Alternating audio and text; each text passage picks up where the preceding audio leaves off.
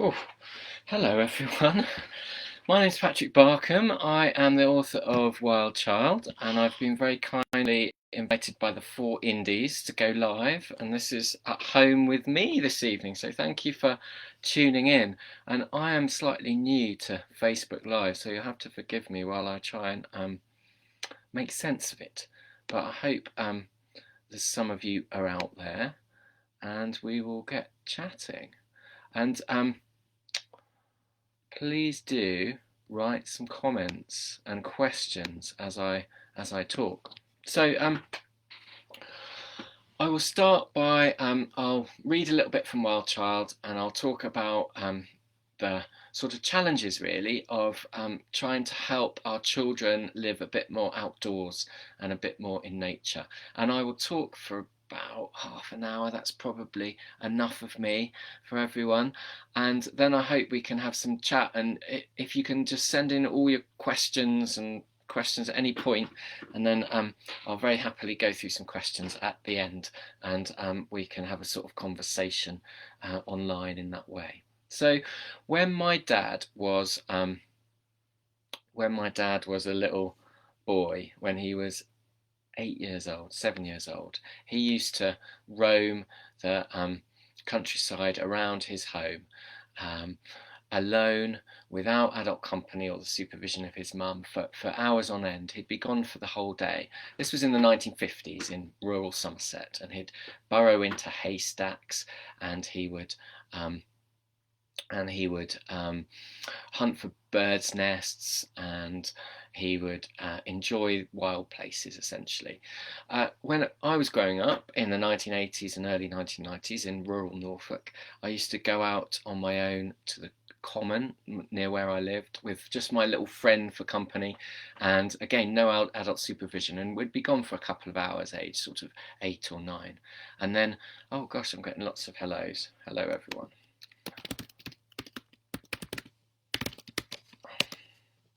I'm just going to write in thank you to the Four Indies, and that's and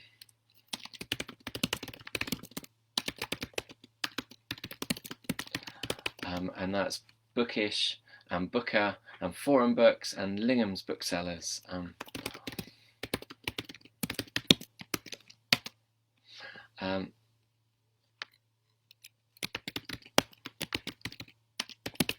I think Bookish have just have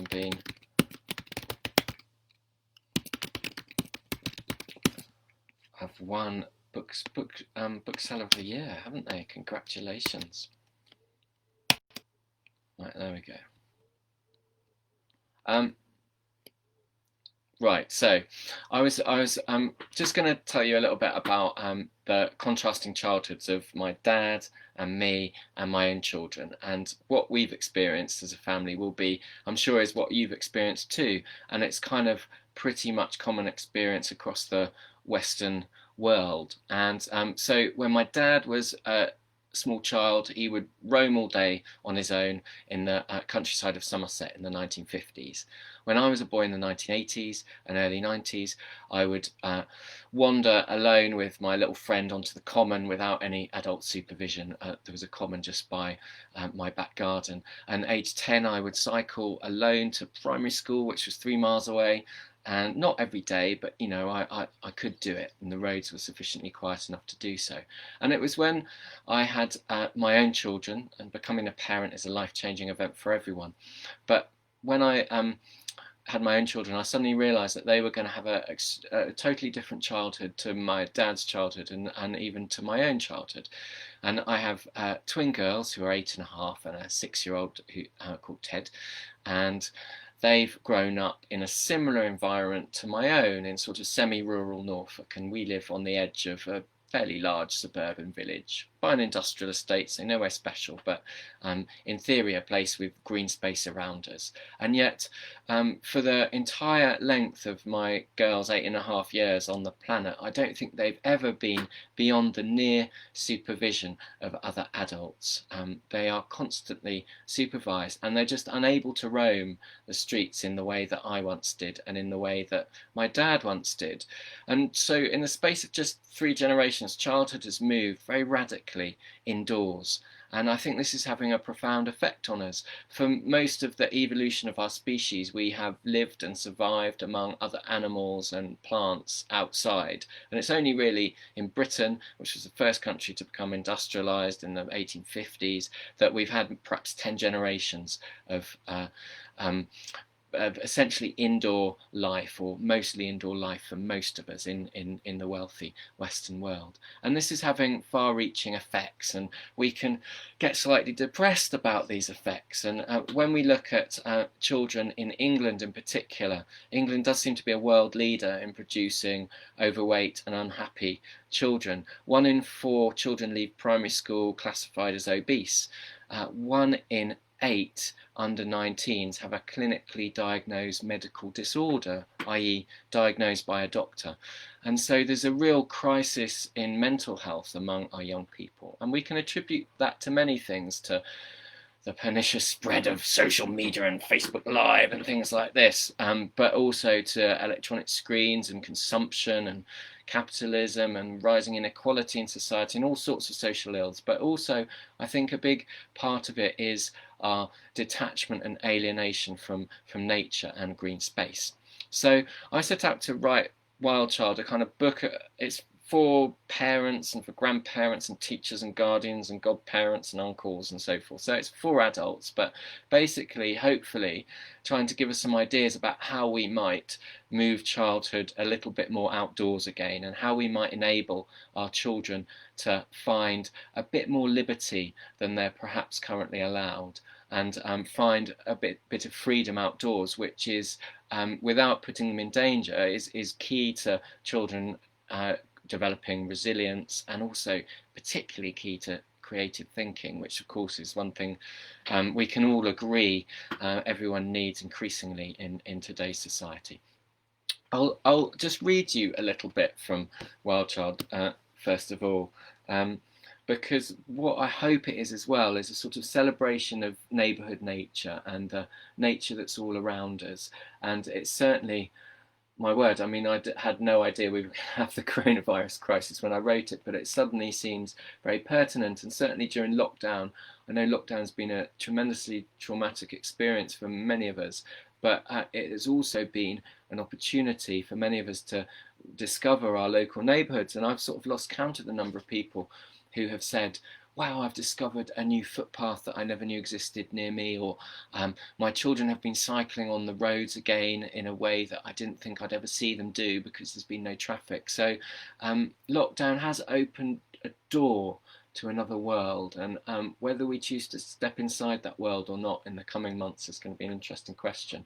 But one thing that lockdown has done is it's awakened all of us to the kind of joys of nature and spring, and we've had this fantastic spring and summer that are found all around us, and I hope that Wild Child is a celebration of that too. So we moved to my current home in 6 years ago, and the garden was a kind of very traditional 1950s suburban garden with big conifers and a shaven lawn devoid of most other life apart from very short grass. And so I set about kind of trying to rewild it a bit. And one of the first things you do to kind of bring up new species into your garden is dig a pond. And you can do it very cheaply. And I dug a pond with a £3 pond liner and a bit of a hole in the grass, you know, and in a couple of hours it was a pond.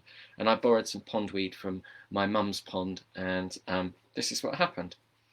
My new garden pond is not an unequivocal triumph during the heat wave. My sole yellow flag iris dies.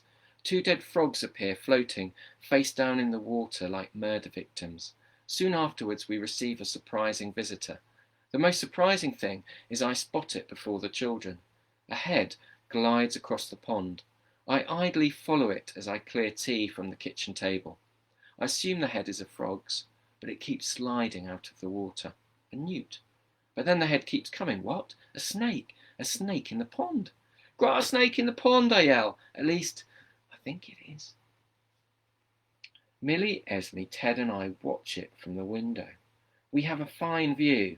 It has a pursed expression on its face, as if set in disapproval, and a dainty collar of black and white around its green neck. Definitely a grass snake. I lift the children up so they can see it better. Esme has vanished. Suddenly, she appears outside the kitchen window, darting, reaching. She's grabbed the snake. She's holding it up. I run out of the door and round the corner. Esme is caressing the snake, utterly delighted, its tail wrapped tight around her wrist. I'm disconcerted by what she's done, by her confidence, her skill, her fearlessness. The snake seems fine, thank goodness, and emits a pungent smell as a deterrent. Rotten onions, says Esme, with a child's typical precision. After we've admired it, she releases it into the pond, and it slides away rapidly. We hope there's a nest somewhere, and we hope we haven't scared it away from our pond, for the world of snakes has gained a fan for life. So that's just a sort of, it was an amazing thing to literally within a couple of months of setting up this pond to suddenly have this amazing creature sliding through the pond. And we've seen it, I haven't seen it this summer actually, but we've seen it every other year since then, coming back and swimming through the pond looking for a frog to catch. And so nature, wildlife, sort of ordinary pleasures, simple joys are all around us, and some of us are more attuned to them than others. And it was very interesting having twin girls, Esme and Millie, because they're non-identical twins and they're completely chalk and cheese in many aspects of their personality. And this was right, I observed this right early on, and so it wasn't just that they formed these personalities in sort of opposition to each other or to find their own niches. And right from 6 months old, Esme was tasting the world with her mouth. She was stuffing soil and moss into her mouth, and by 18 months or 20 months, she was correcting me when I took her around the overgrown cemetery outside our old home, and I heard a bird and I thought it was a magpie, and she corrected me and told me it was a jay. And I hadn't really told her this. She was just instinctively learning about nature. And so she has a great yearning to be with other creatures. She's kind of a hunter. She loves to hunt things. And while Millie says that she loves staying inside and doing arts and crafts, and she says she has thin skin, so she feels the cold. So it's very interesting seeing their two contrasting personalities. And I'm a great lover of nature, a sort of amateur lover of nature. I don't know much about it really, but I've tried not to sort of force it upon them. But it's very interesting how they respond to wild places in a very different way. But it took me a long time to realise that actually there were different ways of being outside in the wild, and you could be really interested in other species like Esme and wanting to touch and hold them and so forth. There's a lovely quote by Chris Packham who says that children need to be scratched and slimed and stung by nature. They need to have hands-on experiences for it to inspire them. And I'm sure that's true. And unfortunately, one of the issues with children being in nature nowadays is that so often the only green spaces where they can go are nature reserves. And quite rightly, there's a lot of rules on nature reserves about what children can and can't do. And so a whole generation of children have kind of grown up thinking that they can't touch nature, and nature's very rare and will become extinct. Of course, we're nature, we're part of nature too. And some things are rare, but some things are common. And I think the price of a lifelong sensitivity and interest and concern for nature is something that it doesn't matter if that is bought with a little bit of accidental trampling now and again, or even, dare I say it, a few frogs in our pond may have been held a bit too tightly at one time or another by young Esme and didn't live much longer. But she's now at age 8.5, and having those hands-on experiences, she's an amazing sort of intuitive naturalist who can handle almost any wild creature. One of her favourite things in lockdown, slightly embarrassing, is that we would go down to our local riverside, walk down there for our daily exercise, and Esme would catch a feral pigeon with her bare hands. She loved doing this, and she would hold it very tightly and sensibly so it didn't get hurt, and she would like to just walk off with it some way and then let it go again. So that was a kind of fairly eccentric thing to do. But Millie engages with nature, I think, just as deeply, or the natural world, because I think every child does. And she does it in a much more quiet way, and she likes to collect things and make art from things that she collects, whether it's stones from a beach or conkers. So she's a kind of hoarder and a collector. And Ted is like a little carpenter who loves making things in the woods and building dens. I mean, what child doesn't love dens? One of the joys of lockdown has been seeing children's dens springing up in well-used urban parks with a bit of woodland attached to them in a place where we didn't used to see so many dens. It's like I heard the kind of squeals of joy from children in a wood recently, and I hadn't heard that for a long time actually. So there are positives hopefully coming out of lockdown. There's I'm not going to talk about all the science tonight, but I do sort of cover it a little bit in Wild Child, the science of why green space and other species are good for us, and what they do for our mental health and our physical health. But obviously there's a huge and growing body of evidence about this. I guess there is a sort of sceptical view that probably needs to be acknowledged, and that's that, well, if we are an indoor species now, 83% of people in Britain live in an urban area, and then we need to be equipped for a global race that is an indoor race essentially, and we are on computers and we're using our minds and so forth, and therefore we don't really need the wild. I hope it's kind of obvious why we do, but certainly the statistics about childhood mental and physical ill health is a pretty important one. The other reason, of course, is not to do with ourselves, and that's I do think that the major crises that face the Earth, which is the climate change crisis and the extinction crisis ultimately, in that the loss of other life on Earth will lead to the loss of our own species. These big crises can't be addressed unless we reconnect with nature and engage with it in a more sensitive and caring way. And of course, morally and ethically, every other species has as much right to be on the planet as we do. And so I do think there's a moral argument too for bonding with nature more and taking care of it and being aware of it more and being more alive to it, as well as the good that it does us, that sort of utilitarian function. I wanted to talk about 3 ways in which we might be able to help childhood move outdoors again a little bit more. 3 quite radical things. I spend a lot of time in Wild Child volunteering at forest school nurseries and forest schools, and I visit several different forest schools, and the main one was one near me called Dandelion in Norfolk, and I worked there 1 day a week for a year. And it was a really eye-opening experience for me, and I spent 4 chapters writing about children in nature, because children actually aren't very much written about in nature writing. And David Attenborough has a lovely answer when school children ask him what his favourite species is, and he says a 3.5-year-old child. And I would certainly agree with him, because they're the most wonderfully interesting animal. And what was surprising watching children at play, I sort of stood back and tried to be fairly anthropological about it, was the absence of conflict when children are in outdoor spaces. And the founders of Dandelion, this outdoor nursery where I volunteered in Norfolk,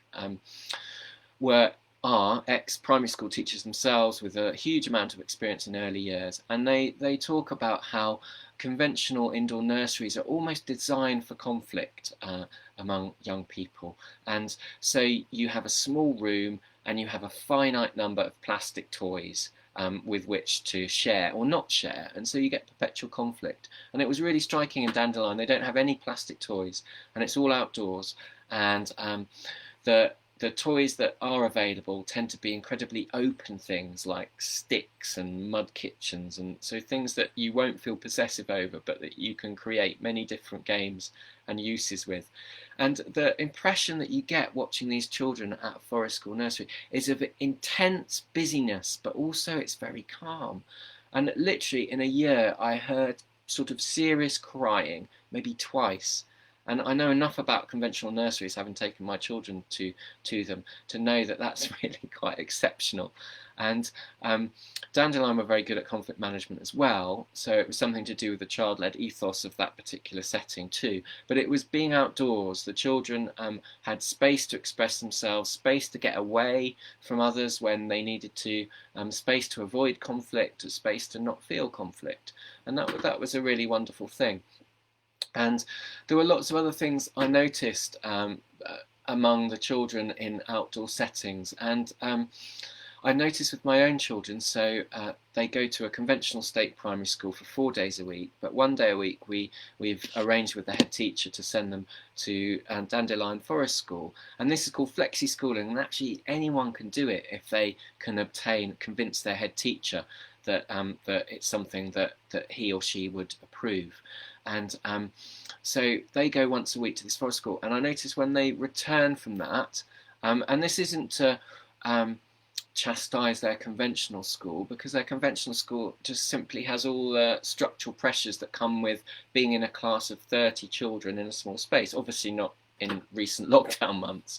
But I notice when my children return from forest school nursery, they're much calmer, and they are more creative, and their games are more imaginative, and they've spent a day sort of in a setting that's intrinsically less stressful and a trigger to our imaginative thinking and our creative thinking. There's an amazing conclusion in an academic paper in the United States where a researcher used a well-known test of creativity to measure creativity in American children over some number of decades. And this conclusion about children in America, this was a paper from 2008, so it's a little time ago. But the author concludes, over the last 20 years, children have become less emotionally expressive, less energetic, less talkative and verbally expressive, less humorous, less imaginative, less unconventional, less lively and passionate, less perceptive, less apt to connect seemingly irrelevant things, less synthesizing, and less likely to see things from a different angle. That's quite a sort of doomy conclusion. But there's three things that we can do right now: radical things, practical things, and these are the areas we could do them in. And the first is in schools. And this isn't a criticism of teachers at all. And there are many teachers doing incredible things, both inside conventional schools and outside conventional schools. And I write in Wild Child about a fantastic charity called Wilderness Schooling that's based in Newcastle, that provides sort of intensive outdoor sessions for children who are deemed to be struggling at primary school, usually around SATs time in year 6, so sort of 10 and 11-year-olds Wilderness Schooling works with.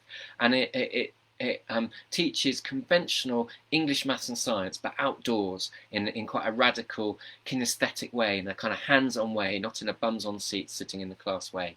And they've got some really good proper quantitative data about improved educational attainment, not just improved concentration and behaviour, which are the common things that come out of outdoor schooling, but actually improved conventional academic achievement. So outdoor schooling can even help in that sense, and there's other scientific papers that back this up that I talk about more in Wild Child.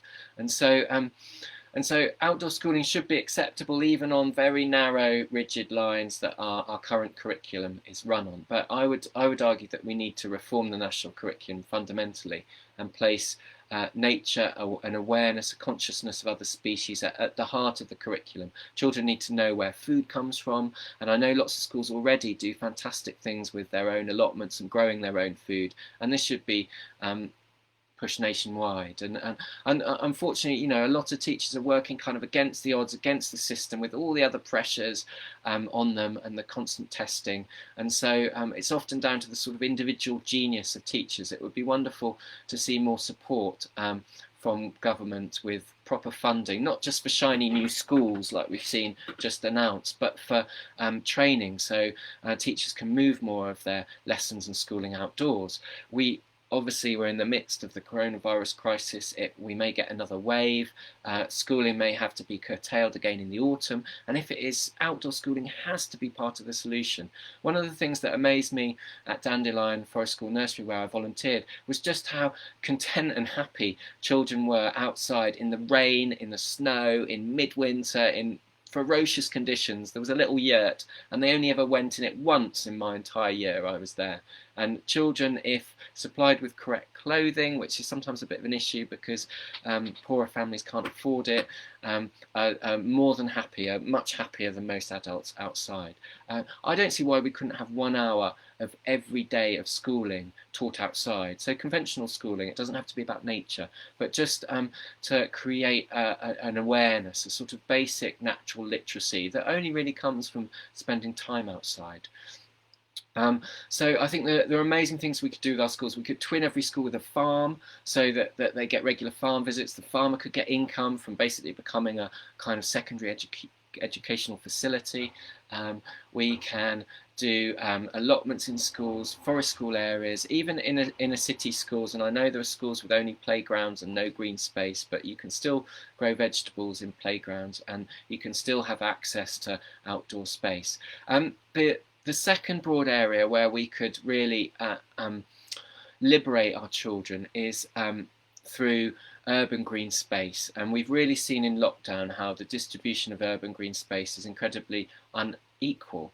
And I think if 83% of us now are urban creatures, we live in urban areas in Britain, then we should consider access to public green space to be a modern day human right. And so we need to recognise this. And the national parks, our much loved places like the Peak District and the Lake District and so forth, were drawn up in the depths of the crisis that was the Second World War. In the depths of this coronavirus crisis, we really should be drawing up plans for a new generation of urban parks so that everyone has a park within 10 minutes walk of their home. Currently 2.7 million people don't have public green space within a 10-minute walk of their home. And we know from statistics that poorer areas have much fewer public green spaces, fewer allotments, fewer good parks, fewer everything than more affluent areas. And we've seen it during the coronavirus crisis, for example, in Middlesbrough, all the parks were closed very controversially. And so that lifeline for many people's mental health, access to public green space was cut off. And surely now in lockdown we realise the importance of it. And so this is something that we can all campaign for, and we can all do. The third area where we could liberate our children is on our roads. And of course we forget that most of our roads weren't actually built for cars. They're public highways. They're for people, and they were once places where our children played. In a few lucky streets and cities, children still play on the streets. But there's been a great movement in recent years. It sort of started down in Bristol, of parents reclaiming streets one Sunday a month, for example, for children to play on.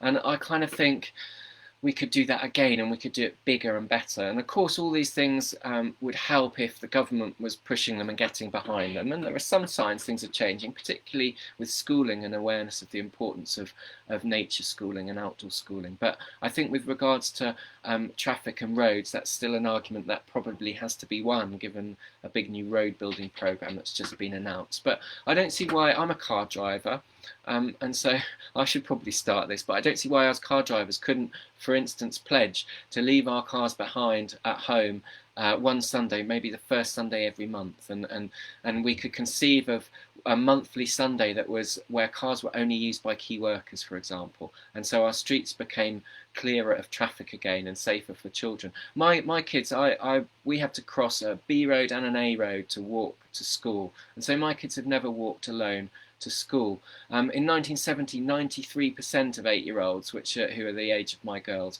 walked to school alone or unaccompanied by adults. Nowadays, almost no 8-year-olds walk to school unaccompanied by adults. And the main reason for this is the rational fear of traffic. Traffic has grown out of all proportion. I used to cycle to primary school on my own around the lanes of Norfolk, and I couldn't let my children do the same now because those lanes are rat runs. And so it's quite a rational fear. Walking to school with my kids is the most dangerous thing I put them through. Obviously, when school happens, as it doesn't currently happen. But Mayer Hillman, the sociologist, put this brilliantly, and he said that we have prioritised the rights of adult car drivers over the rights of one of the most vulnerable groups in society, i.e. children. And rather than remove danger from our streets, we've removed our children from danger. And so we need to reclaim our streets as places of play and public use for people and cyclists and pedestrians, and places where traffic is and cars are kind of humble presences and perhaps moving along more slowly than they currently do. So those three areas: schools, public parks, roads. We could do all this at a local level. We can do it ourselves. We don't need big government to help us, and the advantage if it does come from the grassroots is that it becomes unstoppable. It isn't something that one government puts in and another government takes away again. Citywide, it's looking really encouraging. There's mayors and city administrations in places like Milan who are looking at radically rebalancing their streets in favour of non-motorised traffic. And again, the coronavirus crisis shows us this amazing door into another world that we could open, and that we could perhaps step through and take hold of these opportunities that now present themselves to us. There's a fourth challenge with rewilding our children and liberating them, and that's parental attitudes. And good parenting these days has become synonymous with perpetual supervision. And I'm completely guilty of this, like everyone, like every modern parent. Of course I know where my children are at all times. Of course I keep an eye on them. If I don't, I'm a bad parent. And this obviously arises because wider society is no longer able to look after children, and strangers feel they can't intervene with other children's lives, for instance. And there's so much more we could do, both not just psychologically, but in terms of design of new estates and so forth. We've actually got a new housing estate near us that is I don't know if you can hear that big rumbling in the background, but that's the industrial estate next door to me, emptying out its skips for the night. It's actually rather lovely living next to an industrial estate, and you get all kinds of nature because they shut down at weekends. But in terms of urban design, we could have more child-friendly spaces particularly in new housing estates. And there's an estate up the road from me that has exactly that, and has a green in the village, in the sort of centre, like an old-style village green.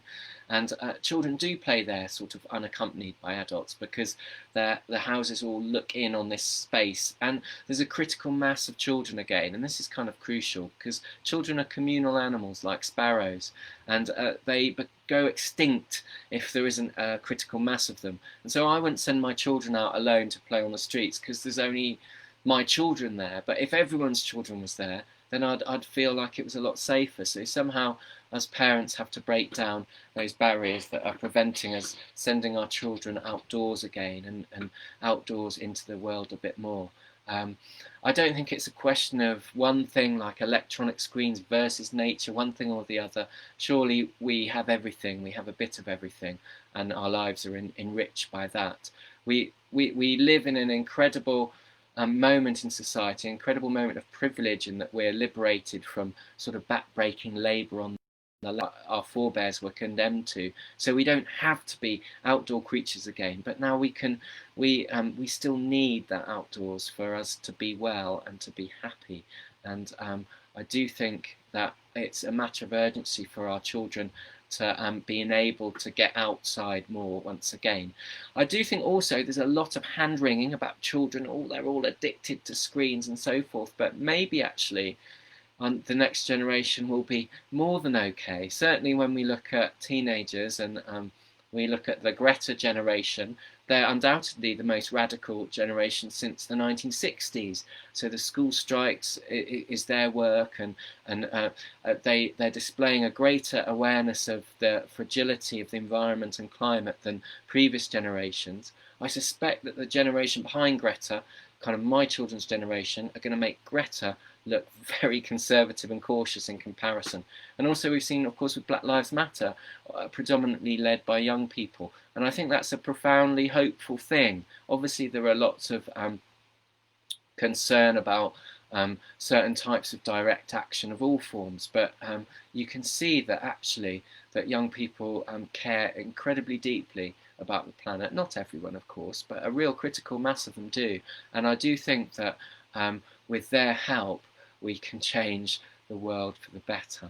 And certainly their children perhaps could yet grow up in a world that is better than our own, and with a childhood of more freedoms and more joy than we've condemned our current children to.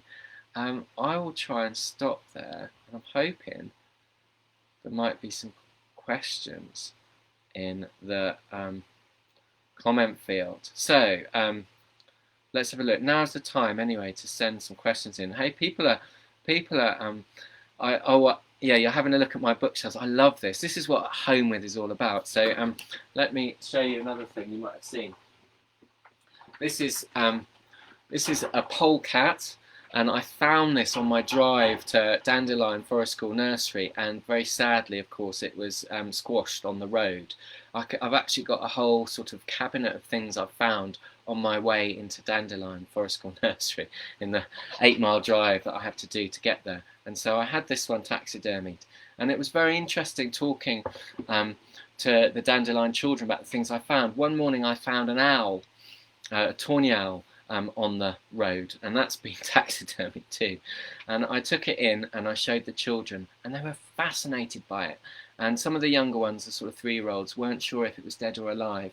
And then they took it off me, and Emma, the Dandelion founder who was teaching that day, came rushing up sometime later because I'd got involved in looking after other children, and very apologetic, and she said, "I'm really sorry, but the children have buried your owl and given it a funeral and said goodbye to it, and so it's now a bit covered in soil." And she was sort of brushing the soil off the owl that she'd exhumed from the ground. And what was really interesting is that as soon as you're outdoors, the cycles of life and death become very apparent, and children are encountering death.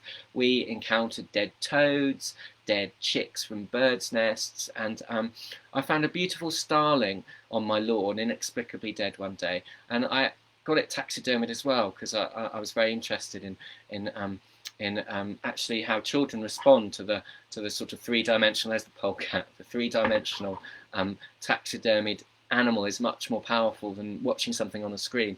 But and I gave it to a friend of mine who had a daughter who was the same age as my girls, and she loved this starling. She took it into her primary school, and the teacher there actually said, "Oh no, we don't want to show that to the children. It's dead and disgusting, and there'll be complaints from parents." And there was this tremendous fear about death, and if there's one thing the recent crisis has taught us is that surely we need to unpack our fear of death and talk about it more and discuss it. And it was really interesting how the children of Dandelion, how open and interested in death, in the cycle of life and death that they were. And of course we need to understand all this to know where our food comes from and to make informed choices about whether we eat meat or not, and so forth. So all these things around us, the ordinary things that we stumble into, I'm sure 19th century naturalists would be quite scathing of the paucity of my sort of encounters with wildlife in my little semi-urban environment. But actually everyone, every wood pigeon, every owl, every dead thing on the road is an opportunity to learn more about species other than ourselves.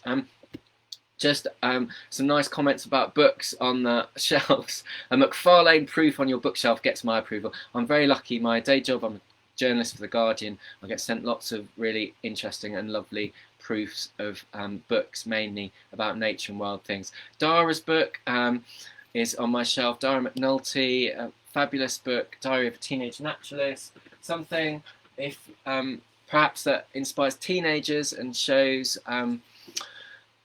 people that not every teen hates nature. I'm kind of really relaxed about this. If teenagers want to turn away from nature, and I'm sure mine will, and I will let them, and teenagers absolutely have to be allowed to be teenagers. But I do think if children are exposed to nature in the first 10 years of their life, it gives them a basic natural literacy that they can return to at any point, and they will return to, and it gives them a basic sensitivity and caringness towards other species, I think, that will serve them well and serve the world well too. Let's have a look on other comments. Yeah, so Dara's book, Tracy was saying that she's currently enjoying reading it herself.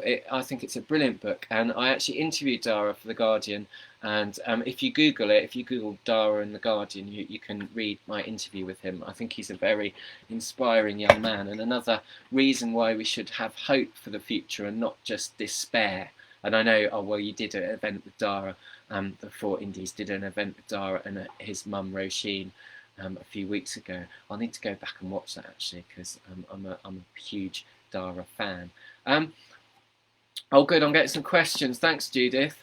I love the Butterfly Isles. Thank you. Are your children expert butterfly spotters yet? Thank you for that. The Butterfly Isles was my first book, and it tells the story of my journey around Britain in search of all 59 species of British butterfly in one summer. And it's a lovely summary sort of book. And oh, hang on, I've got a copy here. That's what it looks like, if anyone's interested. And all these books, not just my own, but Dara's, they can all be bought from Bookish, Booker, Forum Books, and Lingham Books, the Four Indies, in Wirral, in Corbridge, in in Crickhowell, and in Oswestry. So support your indie bookshops that bring you these lovely events, and they will support you back. I'm sure all of you do support your indie bookshops, but it's been really wonderful actually to see indies kind of suddenly going all online and mail order and surviving as well. And now, of course, the shops are open again. We can have these lovely curated experiences where we can almost go into a shop like in the 1950s, one at a time, and go, can you help me with this? And of course, you always got that service in an indie bookshop, but now it's kind of there in spades. So Judith asks, are your children expert butterfly spotters yet? Yeah, well, Esme is. Esme's really keen on butterflies, and it's been lovely to share. So I shared with my dad a great love of butterflies, and Esme's very keen. She loves catching them, and not all species, you're certainly, I wouldn't want her to kill any species, certainly. So you can catch them and release them again, but not all species you want to be catching, because some are quite rare. But so me and Esme have lovely little outings together, chasing butterflies, and we've also had tremendous fun with caterpillars. And I write about caterpillars in Wild Child. Caterpillars, if you don't have a pet, caterpillars are the perfect pet for your child. They're kind of friendly, busy, and then there's this miracle of metamorphosis. And I've actually got some just downstairs in Ted's bedroom at the moment. We collected up some wandering peacock caterpillars only about 10 days ago. And I knew, because they were wandering, they were about to go off and pupate, so they'd eaten all the nettles they needed. We put them on some nettles for a day. They ate a few final nettles and then made their chrysalises in a little container that we had. And they'll hatch out in another couple of weeks. And the miracle of metamorphosis, wow. I mean, to see it close up as an adult, I'd sort of neglected caterpillars a bit in my adult years. And to see it close up, and I still haven't seen the moment when a caterpillar that's hanging down kind of chops off its head and turns itself into a chrysalis. But I have seen the moment where they emerge and you see the chrysalis colour up and you can see these coloured wings beneath the chrysalis, and then the butterfly emerges, and it's this most wonderful moment. And certainly for any child that's spellbinding, but for any adult too. So there's lots of fun you can have with your children and butterflies. For anyone who is a parent or a teacher or guardian or looks after children, grandparent as well, I have 61 ideas for things that you can do outdoors with your children in the back of Wild Child. I just sort of added them in the spirit of sharing ideas, because I know I personally don't like being told what to do, and kind of these kind of self-help books that give you really obvious strategies for living, and I didn't want it to be like that. But in that sense, I hope it provides some practical ideas of things that you can do, and many of them were things that people have shared with me on Twitter and social media. So yeah, let's go through and see. Mary asks, are you and your children birders? Birds invite us into such a wonderful world. I totally agree with you, Mary. And I'm not a mad keen birder, but Esme again is extremely keen on looking at birds, and she sometimes goes with my mum, her nana, and goes to a nature reserve, and before lockdown would love to sit in a hide and look out at things, and that's a wonderful experience, a kind of new way of looking at the world. And certainly we've put up bird feeders, and the thing that we've really enjoyed during lockdown is following the progress of some nests in our garden, because luckily my garden has some nice well-established hedges in it, and we've had amazing blackbirds this year. They did very well, given the weather, and we've had successive broods of blackbirds. And because we're locked down, we are noticing ordinary everyday nature more. And Esme became brilliant at finding the nests, and then we would go and peep in once a day. We really rationed it very carefully, only really once the chicks had hatched, because there's a slight risk that a bird will desert a nest when the eggs are laid if it's disturbed too much. So very carefully, very respectfully, once a day we'd go and peep in and have a look at the chicks. And with a bit of practice, only for sort of experts this, you can, at a certain age, you can pick up a chick and a child can hold it. And Esme's actually developed enough expertise to do this now safely, and then safely put the chick back. And kind of when you hold a chick in your hands, I think that's a life-changing experience too. So we've had these fabulous experiences just with ordinary everyday birds. But we've also been out, and yeah, we do. I enjoy taking Esme, because we're in Norfolk. We have some lovely bird reserves, and we've been and seen cranes, wonderful birds, at Hickling Nature Reserve on the edge of the Norfolk Broads, where the Norfolk Broads turn into the coast. And so we've seen some really nice birds. But I don't obsess over rarities, but we just try and enjoy seeing nice birds and nice views of birds. But children are certainly alive to rarity and excitement and exotic birds. And we went to try and find a hoopoe in a little common near where I used to live quite recently, and we didn't see it, but the point was we got out. And so, as you say, Mary, birds, like I find with butterflies actually, they're a kind of portal into a wider appreciation of the natural world. So if you're hunting for something as small or elusive as a bird or a butterfly, it brings you alive to everything in the landscape, and I think you can have lovely experiences that way, without a doubt. Anne says Esme should write a book too. Yeah, she should. Yeah, she's an amazing person. But yeah, I wouldn't necessarily want her to follow me, but only if she wants to. But yeah, the children write their own books, in their own ways at this age, and it's a lovely thing. Lisa asked, what drew you to becoming a journalist originally? I wanted to, when I was 10 and I couldn't become a football, I realised I was never going to be a footballer. I was way too mal-coordinated. I then decided I wanted to be a journalist and a writer, and I wanted to write books. And I remember one of my art teachers very scornfully, he was a brilliant guy, and he very scornfully told me at 16 that I had to live first before I could write, and he was kind of right. But I was very lucky in that when I graduated from uni, the newspapers were taking on lots of cheap graduate labour to staff their newfangled websites. The internet was a new thing back in those days. And so I got a job sort of straight from uni that was advertised in the paper with The Guardian on their website. And I went to the Times for a couple of years and then came back to The Guardian. And I've been writing for them for many years now, and gradually just honing in on writing about nature and the environment, which to me feels like the one, so many important stories nowadays, but the one critical story in terms of our planet's survival. And it's certainly a career that I would recommend to anyone in terms of its diversity and constant interest. I sometimes think it would be better to combine book writing with a practical trade where I could be outdoors, and so I could have a respite from writing, because I tap away like this all day on journalism, and then all day on books, and I don't get outside as much as I would like to. But when I do so, and it always improves my mental health by a million %. I wonder if there's any more questions. I have gone on now for 50 minutes, so I won't go on for much longer. But if anyone else, I'm just having a quick look through some of the comments.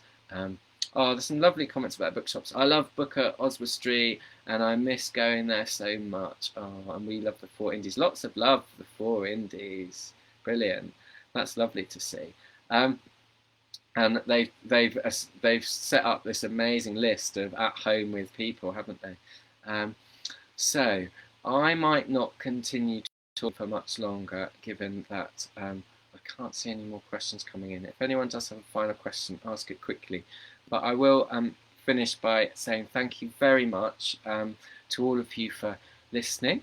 and I hope it hasn't been too weird. It's quite weird for me. I normally give loads of talks in bookshops and village halls and literary festivals, and it's lovely to be able to engage directly with people face to face, but I guess this is the next best thing, and it's a new world that we're all discovering and learning from. But thank you so much to Booker Bookish and Lingham's Booksellers and also Forum Books for having me along at home with. And I'm sorry, I guess because no one else is hosting, I have to kind of plug my own book, but this is Wild Child, and it's available from all your local indie booksellers, from the 4 indies, and I think they have some signed copies too available, and I hope you enjoy it. You'll be able to get it from your local library as well when our libraries finally reopen, fingers crossed.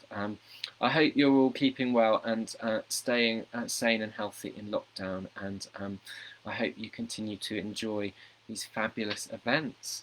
Thank you very much for tuning in, and good night from me, Patrick Barkham, in Norfolk.